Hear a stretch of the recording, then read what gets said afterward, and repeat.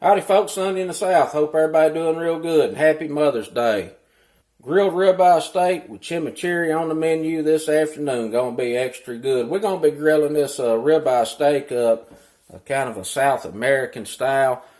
I've got some Brazilian steakhouse dry rub seasoning here. I'm gonna mix that up with some coriander and a little paprika to make a blend to season this with.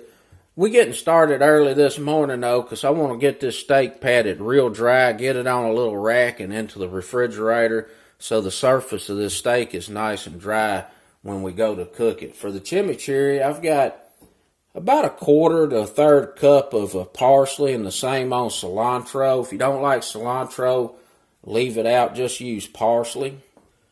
I got several cloves of garlic here. Now traditionally all this is just blended together.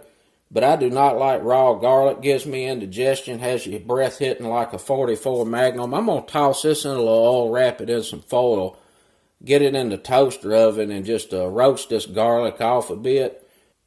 You're going to need some red wine vinegar, some red pepper flake, a little oregano. We'll finish it up with a little bit of lime juice. And the key to good chimichurri is a good olive oil.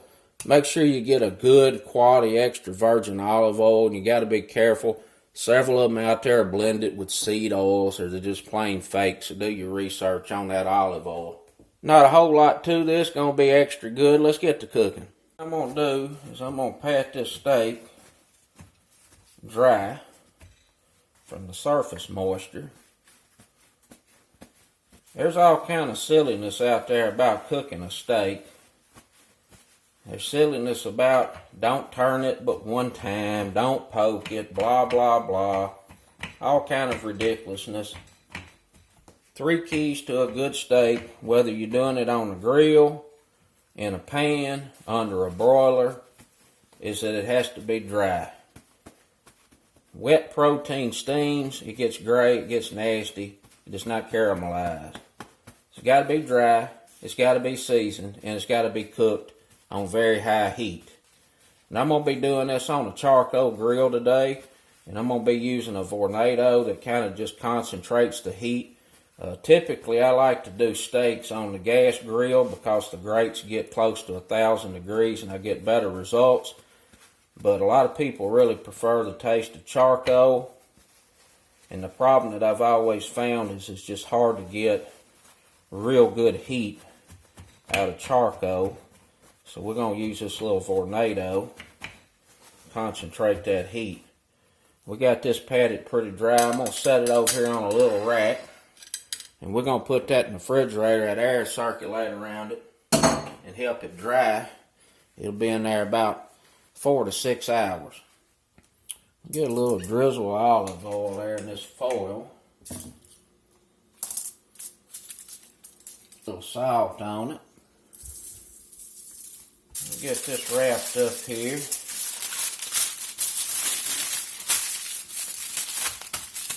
I'm going to pop this in the toaster oven, 350 for about 15-20 minutes until that garlic is soft and we've cooked that sharp raw bite out of it. Gonna make this chimichurri extra good. Alright, I got the roasted garlic out of the toaster oven. It's in there about 15 minutes, and I pulled the peels off of them, and they're nice and soft and sweetened up, and that old sharp garlic flavor is cooked out of there. We're going to get this chimichurri put together, and I'm going to go in with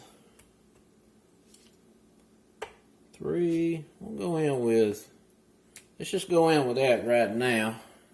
We'll taste it. If it needs a little more, I'll throw a few more in there. With that cilantro, parsley, just a nice healthy pinch of salt in there, some black pepper. I'm going to put us about a teaspoon of oregano in, and red pepper flake. Use however much you want. I'm going to go in with about a teaspoon and a half, 2 teaspoons. Red wine vinegar. About 2 teaspoons of that. Get a little olive oil in here. A couple tablespoons. A little lime juice. About half of a lime.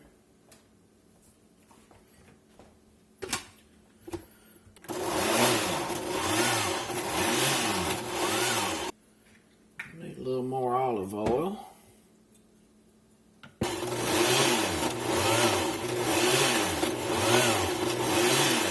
little more oil.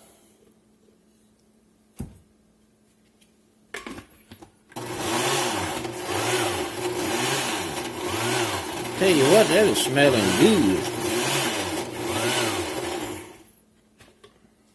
Now, typically when your blender starts blowing it up the side of the glass like that right there, you got the right amount of oil in there. And you can't mess this up. If you put too much oil in it, the excess is going to float to the top and you can pull it off of there. Give this a little taste, see if it needs any more garlic. Pretty good consistency.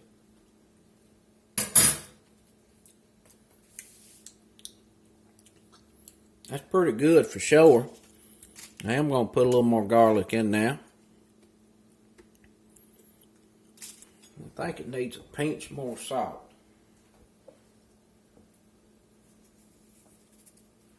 And just a little bit more red flake. I like mine to be pretty spicy. Blast this one more time.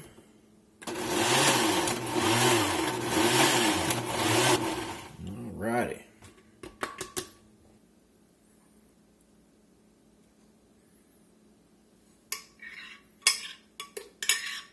Beautiful. Nice consistency.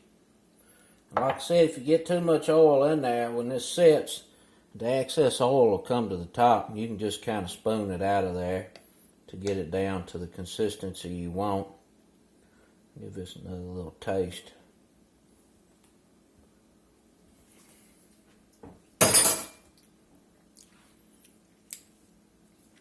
That's going to go real good with that steak. I'm going to get this in the refrigerator and we'll let it set a few hours so that those herbs really soften up and everything just melds together. We'll be back later, fire that old grill up. See y'all back shortly. Alright, this was in the refrigerator about 6 hours. You can see it's nice and dry.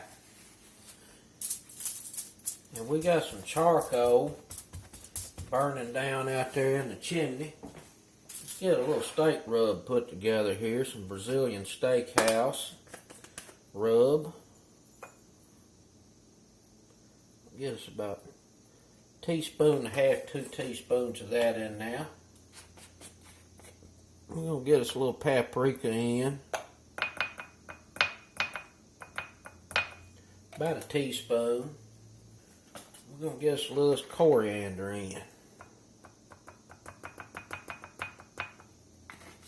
About a half of a teaspoon.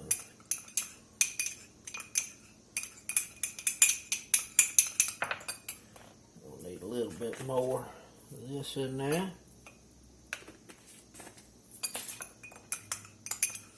The rub's smelling pretty good. We're going to get us a neutral cooking oil on here. This is avocado oil.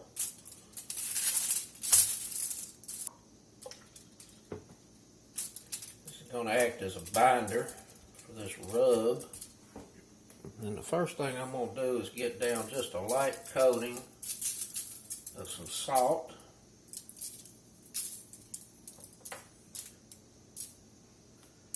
We're going to get a rub on here.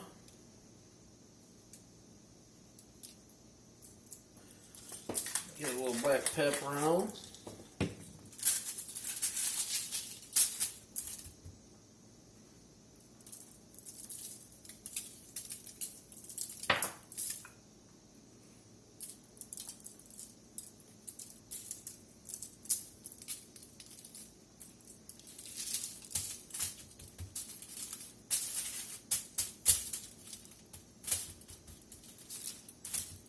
Looking pretty good. Let's go get that grill set up. And we got the cicada invasion going on, so it's a little loud out there. They pop out for just a little while and they partying in the trees and the bushes and making a big old ruckus.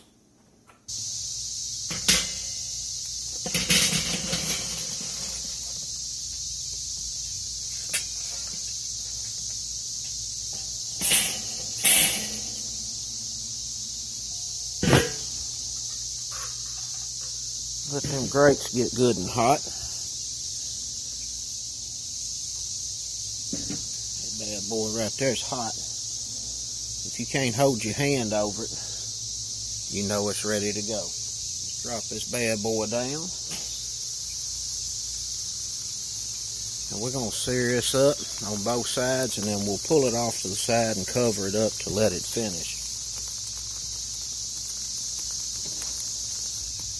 That steak is about 1 inch thick, so if we try to just cook it right here over this vornado, that ain't gonna work. Look at that. Look at that quick sear.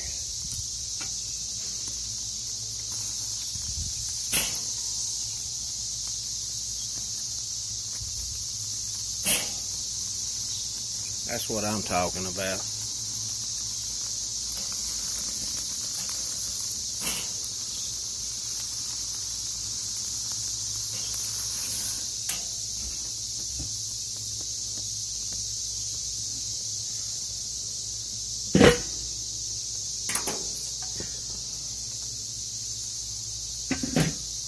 It's hot in this kettle. This ought to be coming up pretty quick. 122. 122. That beautiful mahogany color. And that paprika.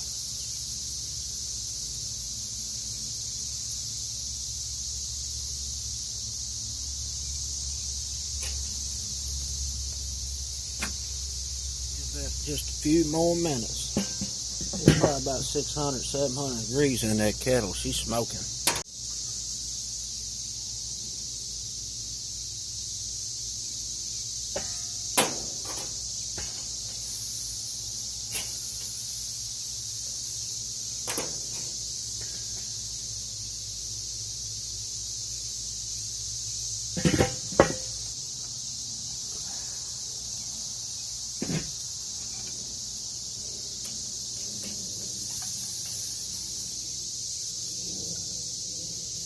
Tipping out about 135 on the internal.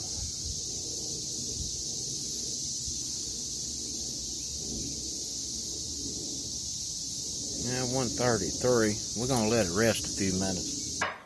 There's a ribeye. She's looking real good, smelling extra good. We're going to let that rest about 5 minutes, and then we'll plate it up, slice it a time or two, get that chimichurri on there. Going to be dinner time. Ribeye's been resting here a few minutes. We got some fat here on the end. Go in here and take a little look at this, see what it's talking about.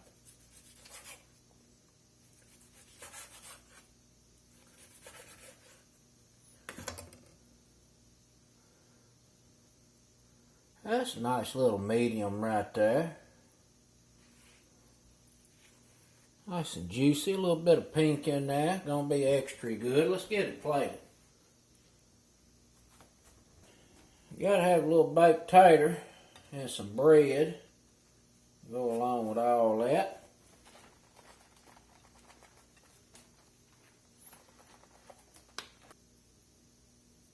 Let's get this chimichurri on here.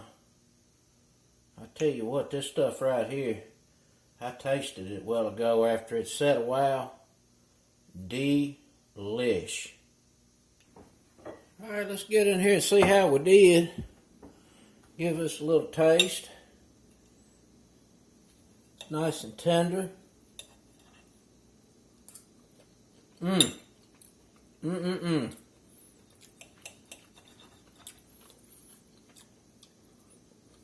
Oh boy.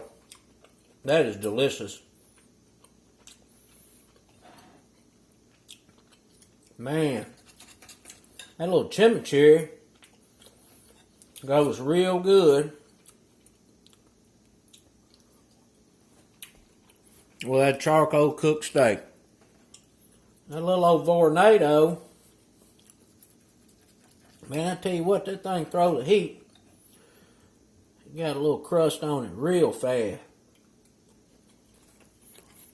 Outstanding. A little roasted garlic. A little bit of heat in the background on that chimichurri. The seasonings on that steak. Perfect.